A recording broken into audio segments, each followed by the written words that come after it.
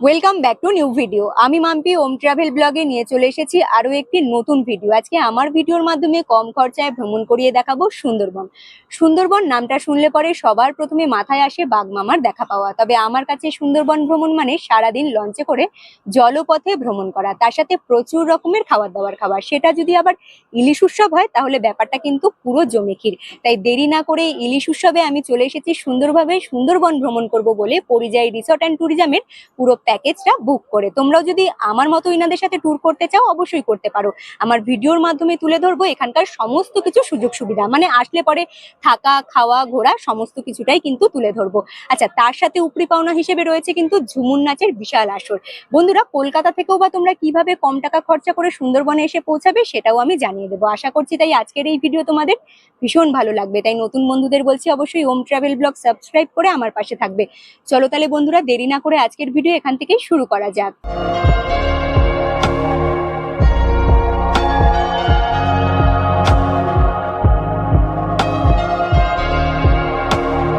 সুন্দরবন ভ্রমণের জন্য আমার যাত্রাটা শুরু করছি শিয়ালদা স্টেশন থেকে। ঘড়ির কাঁটায় এখন বাজে ভোর 5:30। আমি কিন্তু অনেক সকাল সকাল চলে এসেছি শিয়ালদা স্টেশনে। শিয়ালদা স্টেশনের এখন আমি দক্ষিণ শাখায় দাঁড়িয়ে রয়েছি, কারণ শিয়ালদা স্টেশন থেকে আজকে সকালবেলা ঠিক 6:30টায় ধরবো আমি Sealdah to Canning local train. আর শিয়ালদা স্টেশন থেকে ক্যানিং যেতে মাথা পিছু খরচা পড়লো কিন্তু, মানে টিকিট ভাড়া আমাদের লাগলো মাত্র 15 টাকা করে। আর বন্ধুরা, এখন আমি শিয়ালদা স্টেশনের দক্ষিণ শাখার 17 নম্বর প্ল্যাটফর্মে দাঁড়িয়ে রয়েছি ট্রেনের অপেক্ষায়। দেখি কত নাম্বার প্ল্যাটফর্মে ট্রেন দিচ্ছে, তারপরে বাকি ইনফরমেশন গুলো তোমাদের কাছে অবশ্যই পৌঁছে দেবো।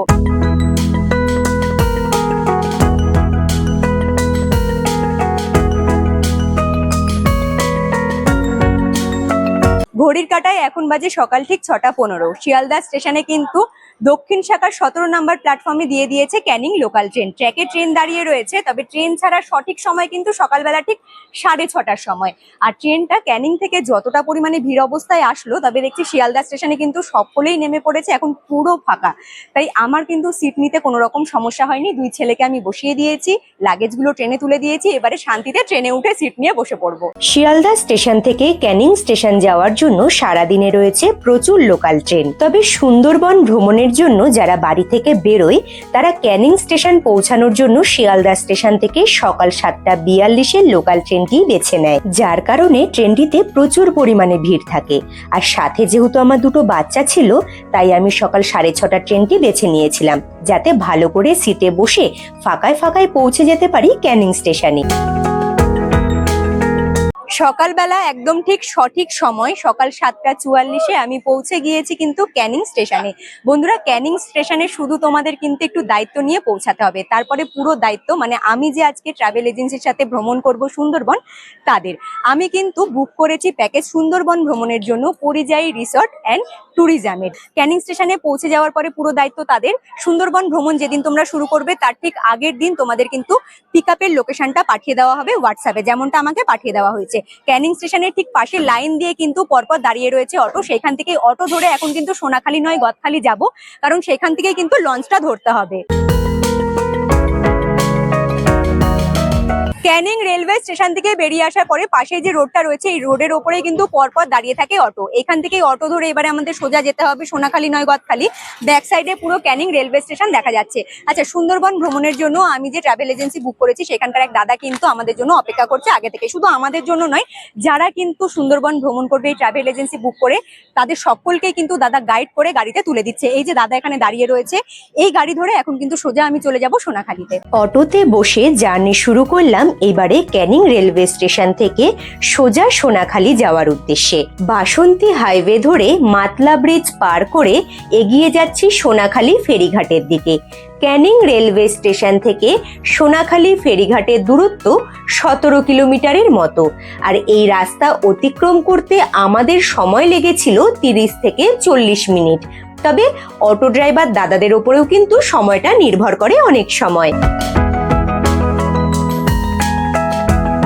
অটো থেকে নেমে 1 মিনিট হাঁটা পথে চলে এসেছি আমি সোনাখালী ফেরিঘাটে। এখানে আসলে পরে বন্ধুরা তোমরা বুঝতেই পারছো চারিদিকে কিন্তু সারিবদ্ধভাবে দাঁড়িয়ে রয়েছে পর পর লঞ্চগুলো, বলতে পারো লঞ্চের মেলা বসে পড়েছে। আচ্ছা, এখান থেকে কিন্তু প্রত্যেকটা লঞ্চ ছাড়া হবে সুন্দরবন ভ্রমণের জন্য। আমি যে লঞ্চে করে সুন্দরবন ভ্রমণ করব সেই লঞ্চটা এখানেই দাঁড়িয়ে রয়েছে, আর আমার 2 ছেলে উঠে পড়েছে। আমার থেকে বেশি ওরা এক্সাইটেড, তাই সবার প্রথমে লঞ্চে গিয়ে বসে পড়েছে। আর লঞ্চের নাম হলো ভাগবাত। তোমরা যে লঞ্চে করে ঘুরবে সেই লঞ্চের নাম অবশ্যই কিন্তু মনে রাখবে, এর পেছনে কারণ রয়েছে, আস্তে আস্তে জানিয়ে দেব। তবে হ্যাঁ, সুন্দরবন ভ্রমণের জন্য আমি যে ট্রাভেল এজেন্সি বেছে নিয়েছি তাদের এই সুন্দর বড় লঞ্চ, যে লঞ্চে করে 3 দিন আমরা জলপথে ভ্রমণ করব। চলো তাহলে এবারে লঞ্চে ওঠা যাক। তোমাদের বলেছিলাম গদখালি থেকেও লঞ্চ ছাড়া হয়, এই বিষয়টা একটু বুঝিয়ে দিচ্ছি।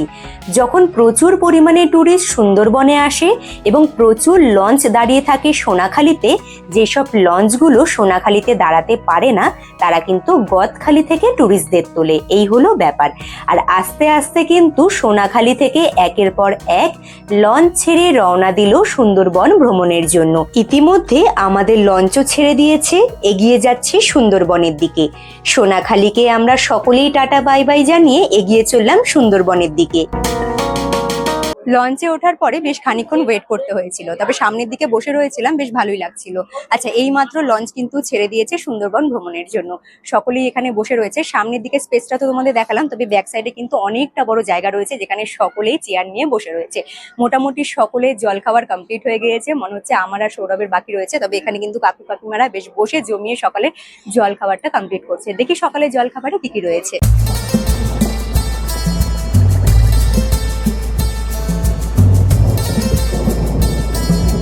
লঞ্চ তো চলছে, আর সামনের দিকে বসে আমি কিন্তু এখন খাবো সকালের জলখাবার। সকালের জলখাবারে রয়েছে, সবার প্রথমে বলি, বড় একখানা সাদা মিষ্টি, তার সাথে গরম গরম লুচি, এখানে রয়েছে আলুর দম।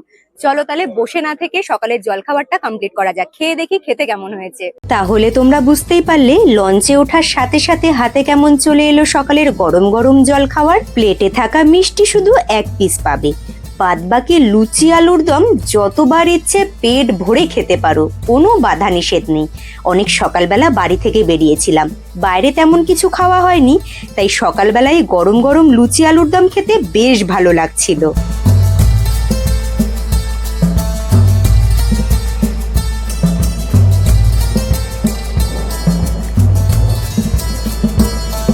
সকালের জলখাবার কমপ্লিট তো করেছি, তারপরে কিন্তু বন্ধুরা দিয়েছিল চা। তবে চাটা আমি একটু ইগনোর করলাম, কারণ তোমরা জানো চাটা আমি খেতে অতটা ভালোবাসি না।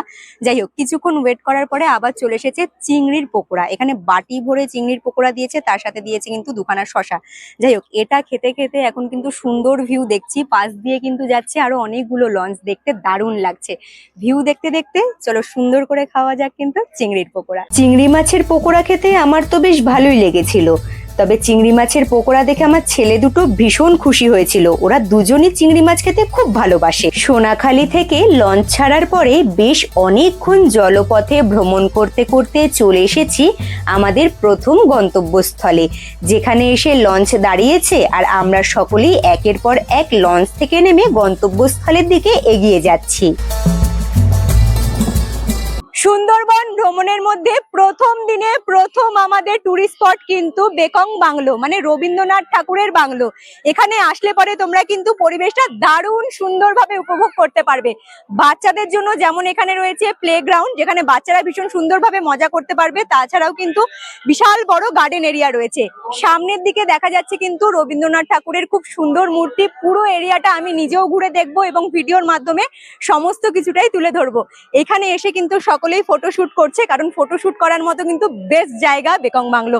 অবশ্যই কিন্তু তোমরা এখানে ভিজিট করবে, কারণ আসতেই হবে। অনেককে দেখলাম লঞ্চে বসে রয়েছে, এই জিনিসটা তোমরা করো না, একটু পায়ে হেঁটে ঘুরে দেখবে, বেশ ভালো লাগবে। আচ্ছা, এখানে এন্ট্রি করার জন্য কিন্তু 10 টাকা করে টিকিট কাটতে হয়েছে। বিশ্বকবি রবীন্দ্রনাথ ঠাকুরের পদধূলি পড়েছে এই মাটিতে, ধন্য এই বেকং বাংলো। হালকা ঝিরিঝিরি বৃষ্টি মাথায় নিয়ে পায়ে হেঁটে চলে এলাম আরো একটি সুন্দরবনের টুরিস্ট স্পট ঘুরবো বলে। চলে এসেছি হ্যামিল্টন বাংলোতে। এখানে এসে এক আলাদা রকম অনুভূতি হয়েছিল। গোসাবাতে এই সুন্দর 2খানা টুরিস্ট স্পট ছাড়াও রয়েছে বিশাল বড় মার্কেট, সময় থাকলে ঘুরে দেখে নিতে পারো। আমি লঞ্চে উঠে পড়লাম আর এইদিকে লঞ্চ ছেড়ে এগিয়ে চললো সামনের দিকে।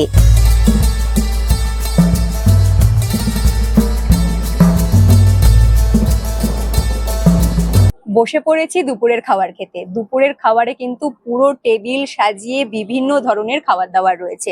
এখানে প্লেটে রয়েছে সাদা ভাত, লেবু, লঙ্কা, পাঁপড় ভাজা, আলু ভাজা, ডাল, পুঁই শাকের ঘন্ট রয়েছে, ইলিশ মাছের মাথা দিয়ে, চিংড়ি মাছের মালাইকারি রয়েছে, ইলিশ মাছের সর্ষে ভাতে, এখানে রয়েছে চাটনি। আচ্ছা, খাবারগুলো তো অবশ্যই খাবো, টেস্ট করে জানিয়ে দেবো খেতে কেমন হয়েছে। দেখে তো মনে হচ্ছে ভীষণ টেস্টি হবে। তবে হ্যাঁ, যখন আমরা লঞ্চে উঠেছিলাম, ইলিশ মাছটা কাটার আগেই কিন্তু দাদা বেশ সুন্দর করে ইলিশ মাছটা সাজিয়ে আমাদের সকলকেই দেখিয়েছে যে একদম টাটকা ফ্রেশ একদম কিন্তু ইলিশ মাছ খাওয়ানো হবে। আর সেই ইলিশ মাছটাই কিন্তু কেটে রান্না করা হয়েছে। তবে মোটামুটি আমাদের দুখানা ইলিশ মাছ দেখিয়েছে, একদম ওজন বলতে পারো 2 কিলোর মতো কিন্তু হবে। তবে কতগুলো ইলিশ কাটা হচ্ছে সেটা তো আমি জানি না, তবে সেই কিন্তু ক্লিপটা আমি নিয়ে রেখেছি। অবশ্যই আমার ভিডিওতে তোমরা কিন্তু ইলিশ মাছটা দেখতে পারবে। চলো খাবারগুলো খাওয়া যাক। চোখের সামনে এত সুন্দরভাবে রান্না করা রয়েছে ইলিশ মাছ, তা দেখে কি আর থাকা যায়? তাই সবার প্রথমে শুরু করলাম ইলিশ মাছ দিয়ে। আমার ছেলে পাশে বসে খাচ্ছিল পাঁপড় ভাজা।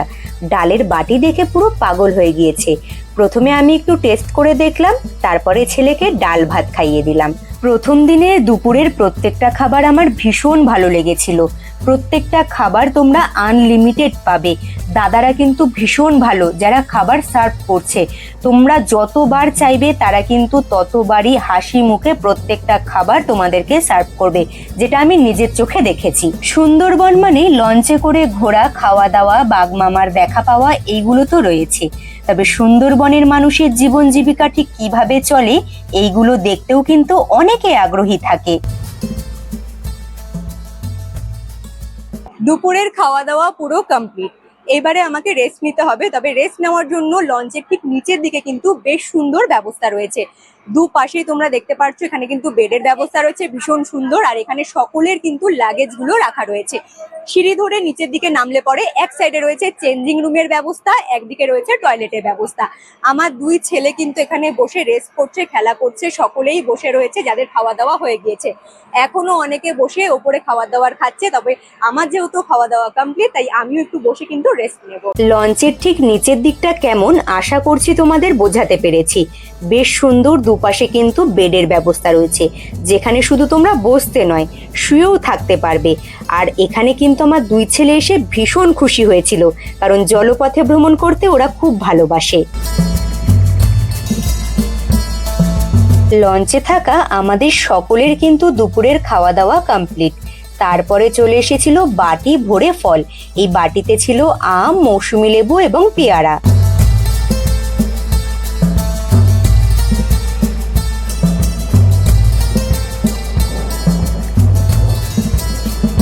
ফাইনালি আমি চলে এসেছি পাখিরালয়ে, কারণ আজকে কিন্তু এখানেই নাইট স্টে করতে হবে। আজকের রাতটা এখানে কিন্তু আমি কাটাবো।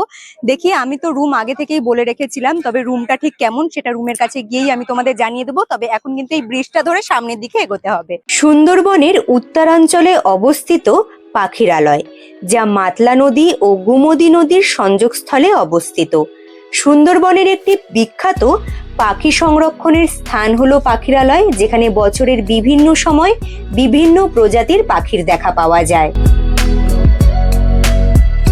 পাখিরালয়ে যে লঞ্চ ঘাট থেকে আমরা লঞ্চ থেকে নামলাম, সেখান থেকে মোটামুটি 3 থেকে 4 মিনিট হাঁটা পথে চলে এসেছি ভীষণ সুন্দর একখানা পরিবেশে। এখন দাঁড়িয়ে রয়েছি আমি পরিযায়ী হোমস্টেতে। সুন্দরবন ভ্রমণের জন্য যে আমি ট্রাভেল এজেন্সির সাথে যোগাযোগ করেছিলাম বা বুক করেছিলাম, মানে পরিযায়ী রিসর্ট অ্যান্ড ট্যুরিজম, তাদের কিন্তু নিজস্ব প্রপার্টি হলো পরিযায়ী হোমস্টে। ভীষণ সুন্দর পরিবেশ, চারিদিকটা কিন্তু খুবই ভালো লাগছে। আর আমরা যেই জায়গায় রয়েছি সেখানে কিন্তু খুব সুন্দর করে গার্ডেনিং করা রয়েছে, চারিদিকে বিভিন্ন ধরনের ফুল গাছ, দেখতে কিন্তু ভীষণ সুন্দর লাগছে। সামনের দিকে দেখো, এই যে এন্ট্রি করার যে গেটটা রয়েছে সেটাও কিন্তু খুব সুন্দর করে সাজানো। নাইট স্টের জন্য কোন জায়গাতে আমাদেরকে রাখা হবে, সেইখানকার আশেপাশের পরিবেশটা ঠিক কেমন, যখন আমি ট্রাভেল এজেন্সি দাদার সাথে ফোনে কথা বলে জানতে চেয়েছিলাম, তখন তিনি এইখানকার একটি ছবি আমাকে পাঠিয়েছিল। সত্যি কথা বলতে আশেপাশের ভিউ দেখে, সুন্দর পরিবেশ দেখে সাথে সাথে আমি পুরো প্যাকেজটাই বুক করে নিয়েছিলাম। যাই হোক, গ্রাউন্ড ফ্লোরটা কিন্তু পুরো বুকড হয়ে গেছে। আর আমাকে রুম দিয়েছে কিন্তু ফার্স্ট ফ্লোরে 202 নাম্বার রুমটা দিয়েছে। চলো রুমটা ঠিক কেমন ভাবে সাজানো গোছানো সেটা রুমের কাছে গিয়ে তোমাদের দেখিয়ে দিচ্ছি।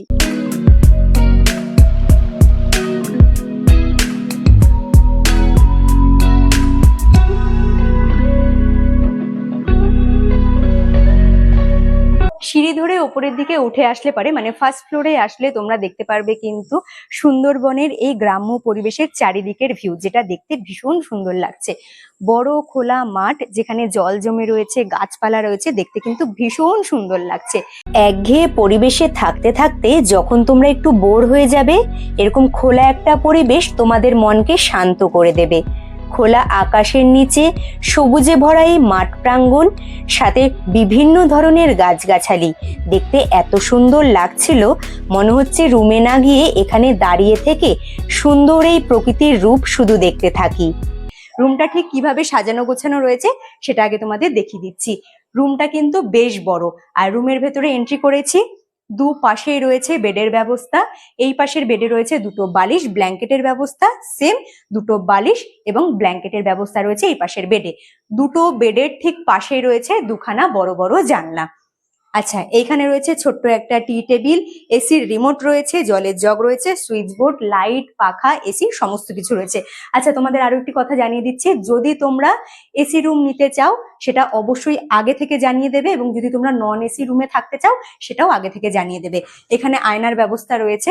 এবারে তোমাদের দেখিয়ে দিচ্ছি ওয়াশরুমটা। ওয়াশরুমটা কিন্তু বেশ অনেকটা বড়। ওয়েস্টার্ন টয়লেট রয়েছে, এখানে রয়েছে জামা কাপড় ঝুলানোর জন্য হ্যাঙ্গার, এবং রয়েছে একটি টাওয়ালের ব্যবস্থা, বালতি, মগ, কল, শাওয়ার, বেসিন, এখানে আয়না, সমস্ত কিছুটাই কিন্তু ওয়াশরুমের মধ্যে রয়েছে, এবং পরিষ্কার পরিচ্ছন্ন ওয়াশরুম। এবারে মেন কথায় আসছি, তোমরা যদি সুন্দরবন ভ্রমণে আসলে পরে, আমি যে ট্রাভেল এজেন্সির সাথে সুন্দরবন ভ্রমণ করছি, মানে পরিযায়ী রিসর্ট অ্যান্ড ট্যুরিজম, তাদেরকে যদি বুক করো, যদি তোমরা 4 জন আসো তাহলে কিন্তু মাথা পিছু খরচা পড়বে 3000 টাকা করে। 4 জনের নিচে মানে 2 জন কিংবা 3 জন যদি আসো তাহলে মাথা পিছু খরচা পড়বে 3500 টাকা করে। আর সাথে যদি তোমাদের ছোট বাচ্চা থাকে, সেটা 5 থেকে 8 বছরের বাচ্চা, তাহলে কিন্তু 50% তোমাদের পে করতে হবে। যেমন আমার সাথে রিশু রয়েছে, ও একদমই ছোট, ওর কিন্তু কোনো রকম এখানে খরচা লাগলো না। তবে বন্ধুরা, যদি তোমরা এসি রুম নাও তাহলে কিন্তু তোমাদের এক্সট্রা টাকা, পার রুমে 500 টাকা কিন্তু এক্সট্রা পেমেন্ট করতে হবে। অনেকক্ষণ ধরে ট্রেন জার্নি করেছি, লঞ্চে অনেকক্ষণ ঘুরেছি, সুন্দরবনের আশেপাশের এরিয়াগুলো কোথায় কোথায় ঘুরলাম সেটা তো জানালাম। অনেকটা টায়ার্ড রয়েছি, তাই এবারে সোজা যাব ওয়াশরুমে, ফ্রেশ হব, আবারও তোমাদের সাথে আমার দেখা হচ্ছে তাহলে ফ্রেশ হওয়ার পরে।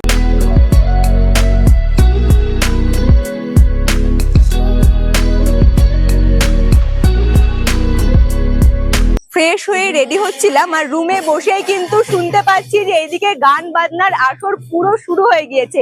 তাই ফটাফট রেডি হয়ে চলে এসেছি নিচে, আর ব্যাক সাইডে তোমরা দেখতেই পাচ্ছ ঝুমুর নাচের আসর, তার সাথে সকলে কিন্তু গোল করে বসে রয়েছে, দেখতে বেশ ভালোই লাগছে। তবে ওখানে গিয়ে ঝুমুর নাচগুলো বেশ সুন্দর করে আমিও দেখবো। তবে হ্যাঁ, সুন্দরবনে আসলে পরে এটা কিন্তু তোমাদের উপরি পাওনা হবে, ঝুমুর নাচ, গান বাজনা, তোমরাও একটু পারলে নাচ করবে, ভীষণ মজা পাবে।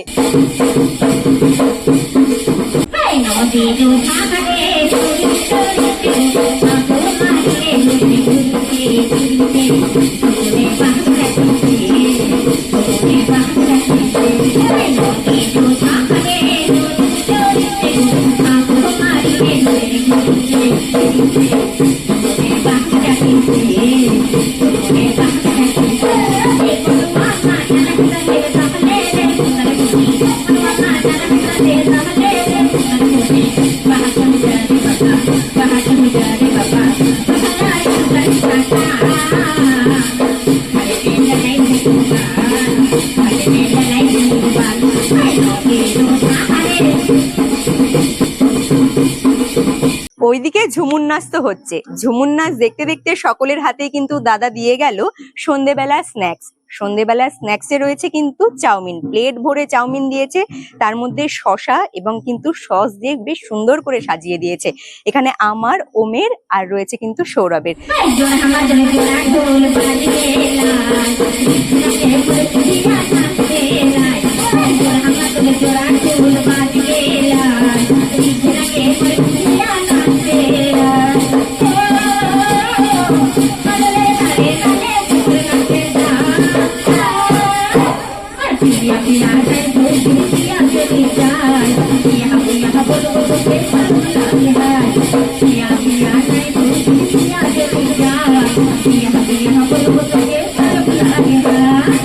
বিশ্বাস করো সন্ধেবেলাটা এত সুন্দরভাবে জমে উঠেছিল। এদিকে চলছে ঝুমুর নাচ, প্লেটে আবার চাউমিন। খাবো না ঝুমুর নাচ দেখবো বুঝতেই পারছিলাম না, তবে চাউমিনটা খেতে কিন্তু বেশ ভালো ছিল।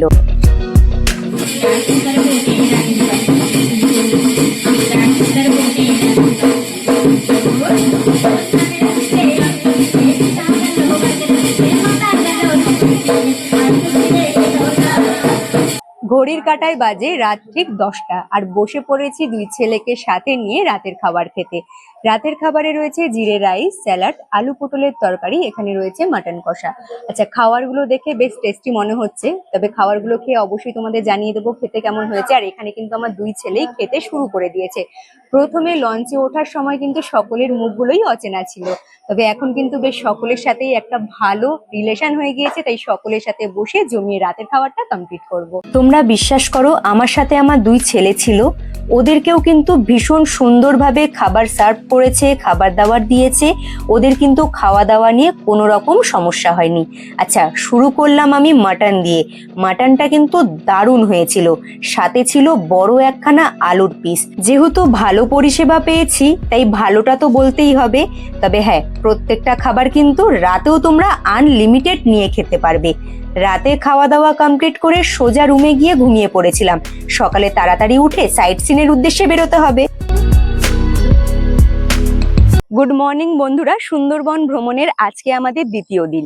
দ্বিতীয় দিনে সকালবেলা ঠিক 7টার সময় রেডি হয়ে আমরা সোজা যাব কিন্তু এখন পাখিরালয় লঞ্চ ঘাটে, যেখানে আমি কালকে লঞ্চ থেকে নেমেছিলাম। আর রাত্রেবেলা যখন আমরা খাবার দাবার খাচ্ছিলাম তখনই কিন্তু দাদা বলে দিয়েছিল সকালবেলা 7টার মধ্যে সকলকেই রেডি হয়ে থাকতে। আজকে সারা দিন লঞ্চে করে জলপথে ভ্রমণ করব।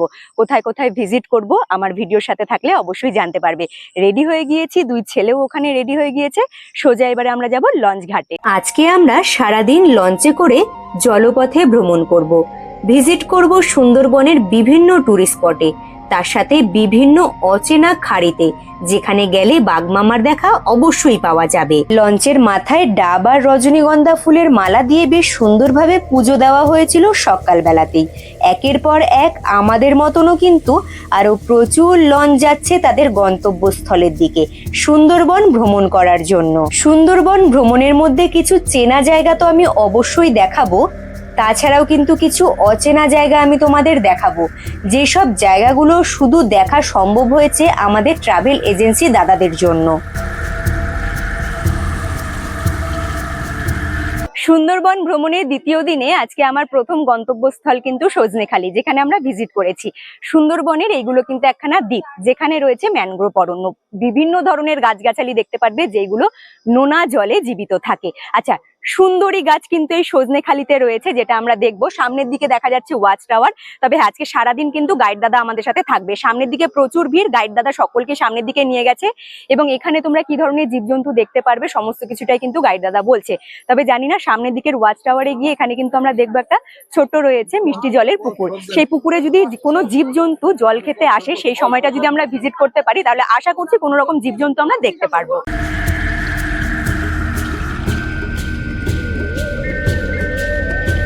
সজনেখালি ওয়াচ টাওয়ারের এখন আমি টপ ফ্লোরে রয়েছি। আর এইখান থেকে কিন্তু সজনেখালি মানে সুন্দরবনের আশেপাশের চারিদিকের সবুজে ঘেরা ম্যানগ্রোভ অরণ্য ভীষণ সুন্দরভাবে দেখা যায়, যেটা দেখতে কিন্তু দারুণ লাগছে। সামনের দিকে দেখো ছোট্ট একটা পুকুর রয়েছে, সেটা কিন্তু বৃষ্টির জল কালেক্ট করে রাখা হয়। আর এখানেই কিন্তু জীবজন্তুগুলো আসে জল খেতে। আর জীবজন্তুগুলো যখন জল খেতে আসবে আর তোমরা যখন ওয়াচ টাওয়ারে উঠবে, এই টাইমিংটা যদি ম্যাচ খেয়ে যায় তাহলে যেই জীবজন্তুগুলো এখানে জল খেতে আসবে তোমরা কিন্তু দেখতে পারবে। যাই হোক, আমার কিন্তু বেশ ভালো লাগলো। অবশ্যই তোমরা এখানে এসে চারিদিকের কিন্তু সুন্দর ভিউ দেখবে। আর সুন্দরী গাছ কিন্তু এই সজনেখালিতেই রয়েছে। গাছের নিচে চুপ করে বসে রয়েছে, ঠিক যেন দেখতে মনে হচ্ছে গোসাপের মতো। তবে সজনেখালিতে রয়েছে ম্যানগ্রোভ ইন্টারপ্রিটেশন সেন্টার। তার ঠিক সামনের দিকের এরিয়াতে একটা বড় মানচিত্র দেখতে পারবে বা ম্যাপ দেখতে পারবে। ভারতের মধ্যে ঠিক সুন্দরবনের কতটা এরিয়া রয়েছে, বাংলাদেশে কতটা এরিয়া রয়েছে, সেই সমস্ত কিছু বোঝানো রয়েছে। সুন্দরবনের প্রধান গাছ হিসেবে চিহ্নিত করা হয় সুন্দরী গাছকে। তবে সুন্দরবনে সুন্দরী গাছ ছাড়াও আরো বিভিন্ন ধরনের গাছ পাওয়া যায়।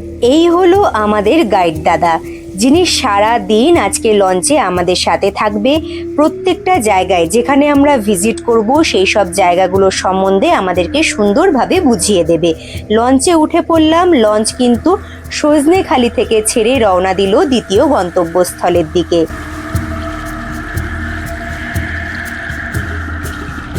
আজকে সকালের জলখাবারে রয়েছে নানপুরি, এখানে রয়েছে কাবলি ছোলা এবং আলুর তরকারি, সাথে রয়েছে 1 পিস করে সন্দেশ। চলো চারিদিকে সুন্দর ভিউ দেখতে দেখতে সকালের জলখাবারটা খাওয়া যাক। কালকে মোটামুটি লঞ্চে ওঠার পর থেকে যেসব খাবারগুলো আমরা খেয়েছিলাম প্রত্যেকটাই ভালো লেগেছিল। আশা রাখছি আজকের প্রত্যেকটা খাবারও তেমনিই ভালো হবে। তবে হ্যাঁ, নানপুরিটা কিন্তু খেতে বেশ ভালো হয়েছিল। তবে যখন আমরা সকালের জলখাবার খাচ্ছিলাম তখন কিন্তু একদম জঙ্গলের পাশে আমাদের লঞ্চটা দাঁড় করানো ছিল। সমুদ্র উপকূলবর্তী নোনা পরিবেশের সবচেয়ে বড় ম্যানগ্রোভ বন হিসেবে চিহ্নিত করা হয় সুন্দরবনকে। মানে বিশ্বের সর্ববৃহৎ অখণ্ড বনভূমি কিন্তু সুন্দরবন।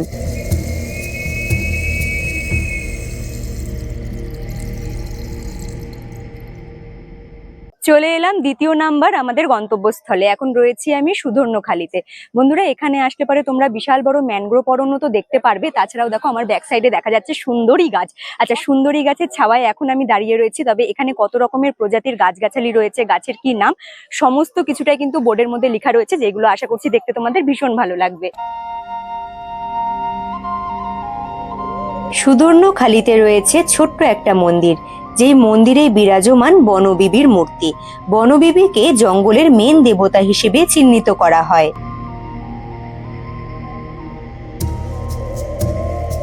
পুরো ওপেন জঙ্গল, মানে পুরো কিন্তু ওপেন জঙ্গলের মধ্যে এরকম পায়ে হেঁটে তোমাদের ঘুরে দেখতে হবে। ভীষণ সুন্দর লাগছে। তবে হ্যাঁ, প্রচুর রৌদ্র তো, তাই তোমরা ছাতাটা অবশ্যই ক্যারি করবে, যেটা তোমাদের প্রয়োজনে পড়বে।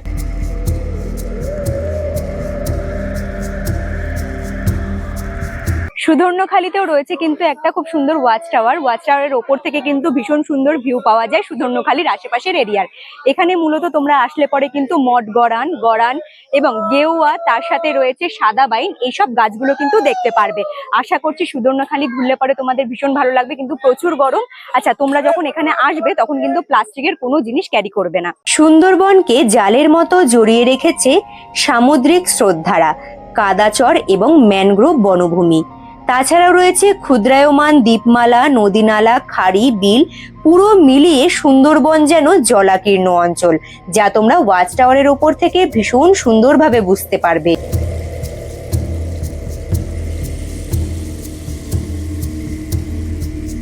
বাংলাদেশের খুলনা, সাতক্ষীরা ও বাগেরহাট জেলার কিছু অংশ এবং ভারতের পশ্চিমবঙ্গের 2 রাজ্য উত্তর 24 পরগনা ও দক্ষিণ 24 পরগনা জুড়ে অবস্থিত রয়েছে সুন্দরবন। এই হলো হেতাল বন। হেতাল বনটা দেখতে কতটা সুন্দর লাগছে। তবে সত্যি কথা বলতে যতটা সুন্দর ততটাই ভয়ানক, কারণ বাঘ মামার বাসস্থান বলতেই পারো হেতাল বন।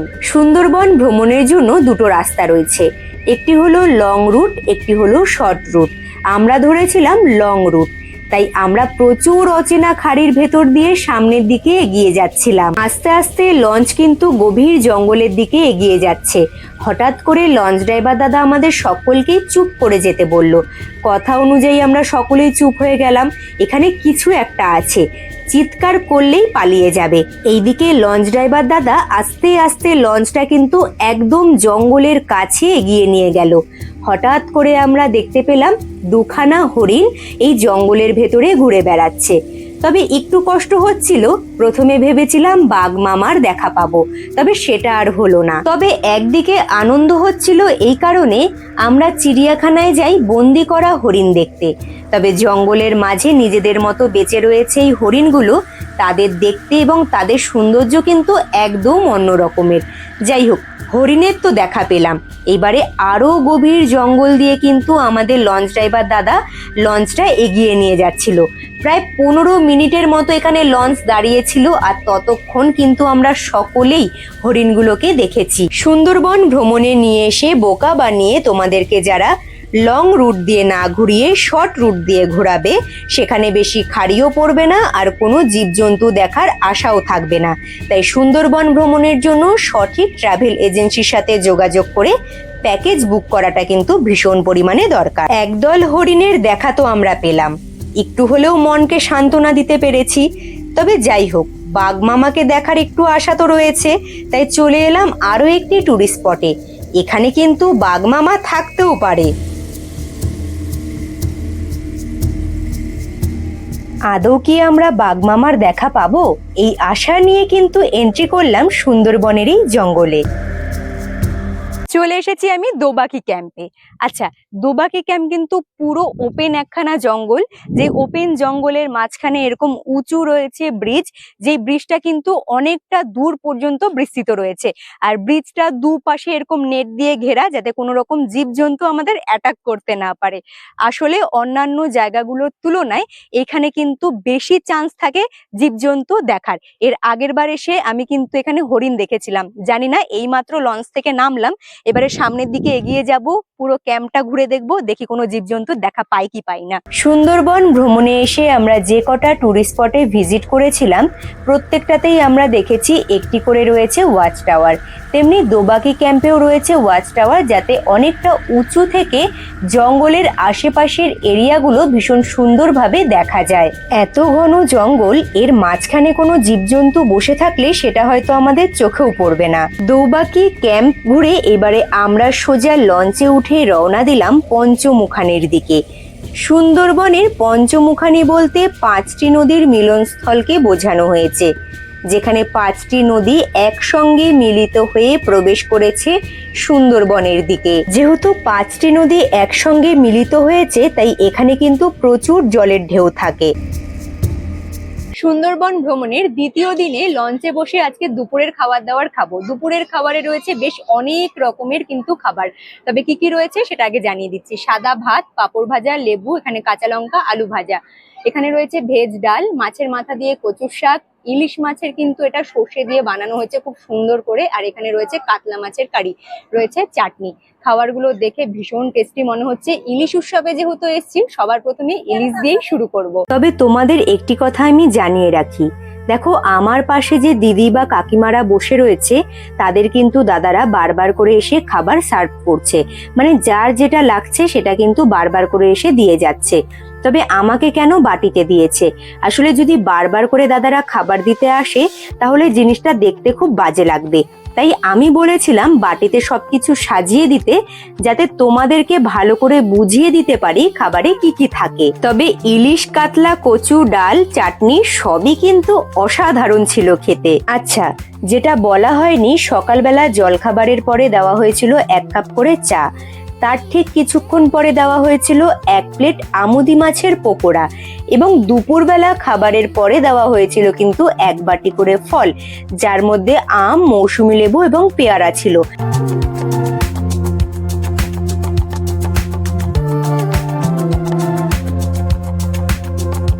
ঘড়ির কাঁটায় এখন বাজে সন্ধ্যে ঠিক 6টা। তবে বন্ধুরা, পাখিরালয় লঞ্চ ঘাটে লঞ্চ থেকে আমি নেমেছি কিন্তু বিকেল বেলায় 4টে সাড়ে 4টের সময়। তবে লঞ্চ থেকে নেমে আমি কিন্তু আশেপাশের যে গ্রামাঞ্চলটা রয়েছে সেদিকে কিন্তু ঘুরলাম, এখানকার লোকাল মানুষজনদের সাথে একটু কথা বললাম, বেশ ভালো লাগলো। আর এখানে এত ফুল গাছ, আমি যেহেতু একটু গাছ প্রেমী, ফুল গাছগুলো দেখতে না ভীষণ ভালো লাগছিল। তোমাদের আরো একটি জিনিস দেখাচ্ছি, এই ব্যালকনিতে দাঁড়ালে পরে সামনের দিকে দেখো, ওই যে ফাঁকা এরিয়াটা দেখা যাচ্ছে, তারপরেই কিন্তু নদীটাও দেখা যাচ্ছে। তো ওই যে বাঁধটা রয়েছে, বাঁধের পাড় ধরে হাঁটলে পরে কিন্তু তোমাদের বেশ ভালো লাগবে। আর এই জায়গাগুলোই কিন্তু আমি 2 ঘন্টা কিন্তু ঘুরলাম, ভীষণ ভালো লাগলো। এবার একটু রুমে যাব, রুমে গিয়ে ফ্রেশ হবো, আবারও সন্ধ্যেবেলা তোমাদের সাথে আমার দেখা হচ্ছে।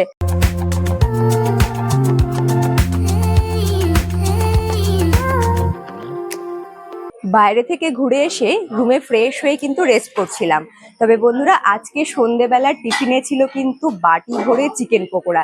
চিকেন পকোড়া আমি রুমে বসেই খেয়েছিলাম, তারই মধ্যে কিন্তু রাত্রেবেলা ডাক দিল দাদা যে রাতের খাবার পুরো রেডি।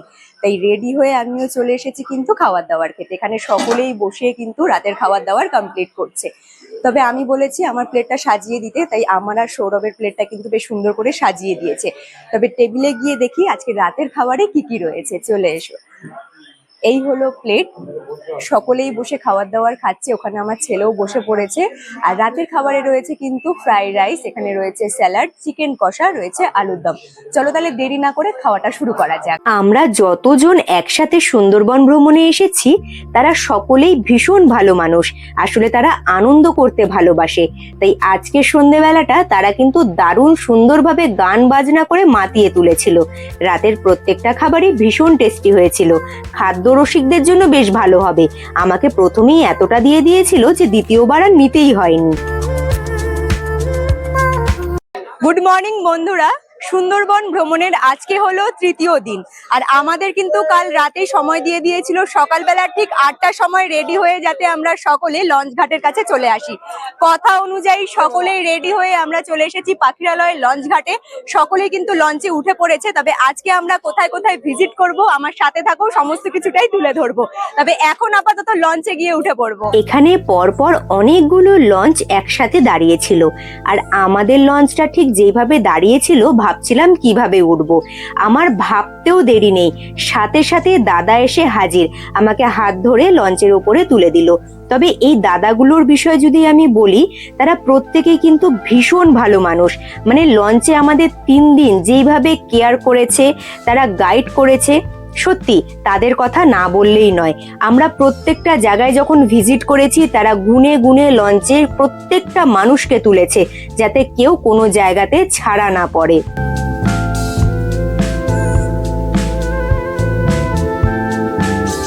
সুন্দরবনের সুন্দর ভিউ দেখছি, আর সকালবেলা চলে এসেছে হাতে সকালের গরম গরম জল খাবার। এখানে রয়েছে গরম গরম লুচি, ছোলার ডাল আর একটা করে ডিম সেদ্ধ। এখানে অলরেডি আমার বড় ছেলে কিন্তু খাওয়া নিয়ে খেতে শুরু করে দিয়েছে। এবারে এটা আমি আর রিশু দুজনে মিলে খেয়ে কমপ্লিট করব সকালের জল খাবার। শুধু এক বেলার কথা বললে ভুল হবে, সকাল দুপুর রাত 3 বেলা যখনই খাবার খাবে তোমাদের আনলিমিটেড খাবার সার্ভ করা হবে।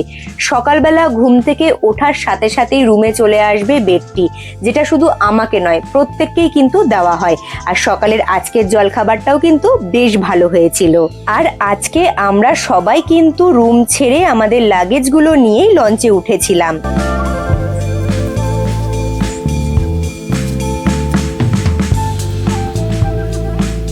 সুন্দরবন ভ্রমণে এসে সবার কাছ থেকে ভীষণ ভালোবাসা পেয়েছি। মানে লঞ্চে যে কজন ছিল সবার সাথে একটা আলাদা রকম সম্পর্ক হয়ে গিয়েছিল। তাদের মধ্যে থেকেই ছোট্ট বোনটি কিন্তু একজন। আমরা বেশ মজাই করছিলাম। তার মধ্যে হঠাৎ করে ইলশে গুঁড়ি বৃষ্টি শুরু হয়ে গেল। ঝিরিঝিরি বৃষ্টিতে সুন্দরবনের এই পুরো এরিয়াটা দেখতে কি দারুণ লাগছে। চলে এসেছি আমাদের গন্তব্যস্থলে। তবে এখানে ভিড় দেখেছো, আর সকলেই কিন্তু ছাতা মাথায় দাঁড়িয়ে রয়েছে। আসলে ঝিরিঝিরি বৃষ্টি পড়ছে তো তাই। চলো তাহলে আমরা এখানে কি কি দেখতে পাই তা দেখার জন্য সামনের দিকে এগিয়ে যাই।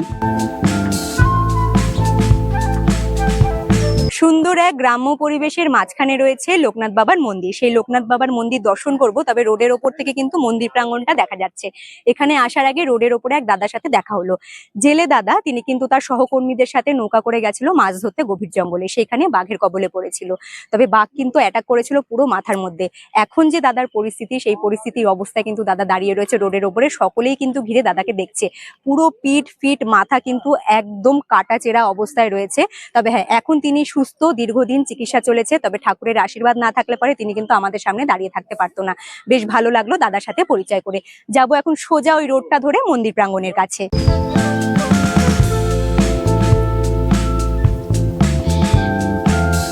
সবুজে ঘেরা সুন্দর এক গ্রাম্য পরিবেশের মাঝখানে রয়েছে লোকনাথ বাবার মন্দির। সামনের দিকে দেখো মন্দির প্রাঙ্গণ দেখা যাচ্ছে। ছোট্ট একটা কুড়ে ঘর, খড়ের ছাউনি দেওয়া এই মন্দির প্রাঙ্গণে কিন্তু বাবা লোকনাথ বিরাজমান। আমি এইবারে মন্দির প্রাঙ্গণের দিকে এগিয়ে যাব। প্রচুর ভিড় রয়েছে, সকলেই কিন্তু বাবা লোকনাথের দর্শন করতে যাচ্ছে। একদম অজপাড়া গা, যেখানে কোনো কোলাহল নেই, কোনো গাড়ির আওয়াজ নেই, সেখানে সুন্দর এক পরিবেশে রয়েছে সুন্দর ছোট্ট একটা মন্দির, যেখানে লোকনাথ বাবা বিরাজমান। তোমরা যারা গ্রাম্য পরিবেশ ঘুরতে ভীষণ পছন্দ করো তাদের কিন্তু খুব ভালো লাগবে। দেখো যারা সত্যিকারের ভ্রমণ পিপাসু হয় তারা কিন্তু বৃষ্টিকেও হার মানিয়ে দেয়। এই বৃষ্টির মধ্যেও আমাদের লঞ্চ থেকে কিন্তু সবাই নেমে লোকনাথ বাবার দর্শন করতে গিয়েছিল। 2 রাত 3 দিন সকলের সাথে বেশ সুন্দরভাবে নাচ গান আড্ডা গল্প গুজব করতে করতে এবং সুন্দরবনের মানুষের জীবন জীবিকা দেখতে দেখতেই কেটে গেল। তৃতীয় দিনে আজকে দুপুরের খাবারে রয়েছে ইলিশ বিরিয়ানি, এখানে রয়েছে চিকেন চাপ, সাথে রয়েছে স্যালাড, খুব সুন্দর করে সাজিয়ে দিয়েছে। এই হলো ইলিশ আর এই হলো চিকেন। চলো দেরি না করে খাওয়া শুরু করা যাক। চোখের সামনে এত সুন্দর সুন্দর খাবার, দেরি আর করা যাবে না, তাই ঝটপট করে খেতে শুরু করলাম ইলিশ বিরিয়ানি। সত্যি কথা বলতে ইলিশ বিরিয়ানিটা মুখে দিয়ে আমার রিয়াকশন দেখে তোমরা বুঝতেই পারছো যে কতটা টেস্টি হয়েছিল। যিনি ইলিশ বিরিয়ানিটা বানিয়েছিলেন তিনি কিন্তু প্রপার বানিয়েছিলেন। আসলে আমি এর আগেও ইলিশ বিরিয়ানি খেয়েছি, তবে সেইখানে আমি খেয়েছি বিরিয়ানিটা বানানোর পরে তার উপরে ভাজা মাছ দিয়ে দিয়েছে। লঞ্চে থাকা প্রত্যেকে কিন্তু ইলিশ বিরিয়ানির সুনাম করেছিল। সুন্দরবন ভ্রমণে এসে 2 রাত 3 দিন কাটালাম, তাও 2টো বাচ্চাকে নিয়ে। আমার কোনো রকম সমস্যা হয়নি। তবে সুন্দরবন নিয়ে অনেকের ধারণা রয়েছে এত রকমের খাবার দাবার খেলে পেটে সমস্যা হয়। বন্ধুরা, সবকিছু ভালোর জন্য সঠিক জায়গাটা বেছে নেওয়া কিন্তু ভীষণ পরিমাণে দরকার। 3 দিন আমাদের সাথে যে দাদাগুলো ছিল তারা এতটা সাপোর্টিভ, এতটা ভালো যে আমাদের কোনো রকম সমস্যা হতে দেয়নি। দুপুরবেলা ঠিক 3টের সময় আমি সোনাখালী ঘাটে লঞ্চ থেকে নেমেছিলাম। সেখান থেকে অটো ধরে চলে এসেছি আমি ক্যানিং স্টেশনে। ট্রাভেল এজেন্সির দাদাগুলো কিন্তু ভীষণ ভালো, তারা দায়িত্ব করে কিন্তু সোনাখালী ঘাটে অটোতে তুলে দিয়েছিল, আবার দায়িত্ব করে ক্যানিং স্টেশনে তারা কিন্তু সকলকেই নামিয়ে দিয়েছে। চলে এসেছি ক্যানিং স্টেশনের একদম ভেতরে, টিকিট কেটে নিয়েছি। আর বিকেলবেলা ঠিক 4:10 ক্যানিং স্টেশন থেকে রয়েছে কিন্তু শিয়ালদা যাওয়ার জন্য লোকাল ট্রেন, যে ট্রেনটা এখন ট্র্যাকে দাঁড়িয়ে রয়েছে। এই ট্রেন ধরেই আমি শিয়ালদা ব্যাক করব। তবে আমার মতো যদি তোমরা সুন্দরভাবে সুন্দরবন ভ্রমণ করতে চাও, অবশ্যই কিন্তু বন্ধুরা তোমরা পরিযায়ী রিসর্ট অ্যান্ড ট্যুরিজমের যে ট্রাভেল এজেন্সি রয়েছে তাদের সাথে যোগাযোগ করতে পারো। ফোন নাম্বারটা ডেসক্রিপশন বক্সে দিয়ে দেবো। বন্ধুরা, তোমাদের আজকের এই সুন্দরবনের ভিডিওটি কেমন লাগলো তোমরা অবশ্যই আমাকে কমেন্ট করে জানিও। ভালো লাগলে পরে লাইক করে দিও। নতুন বন্ধুরা যারা ভিডিওগুলো দেখছো কিন্তু এখনো পর্যন্ত ওম ট্রাভেল ব্লগ সাবস্ক্রাইব করোনি, তারা চট জলদি করে ওম ট্রাভেল ব্লগ সাবস্ক্রাইব করে আমার পাশে থেকো। আর যারা চ্যানেলটি সাবস্ক্রাইব করে আমার পাশে রয়েছে তাদের অসংখ্য ধন্যবাদ, তারা এইভাবেই আমাকে সাপোর্ট করো, আমার পাশে থেকো। আজকের মতো তাহলে টাটা, দেখা হচ্ছে তোমাদের সাথে খুব তাড়াতাড়ি নেক্সট ভিডিওতে। তোমরা ভালো থেকো, সুস্থ থেকো, টাটা।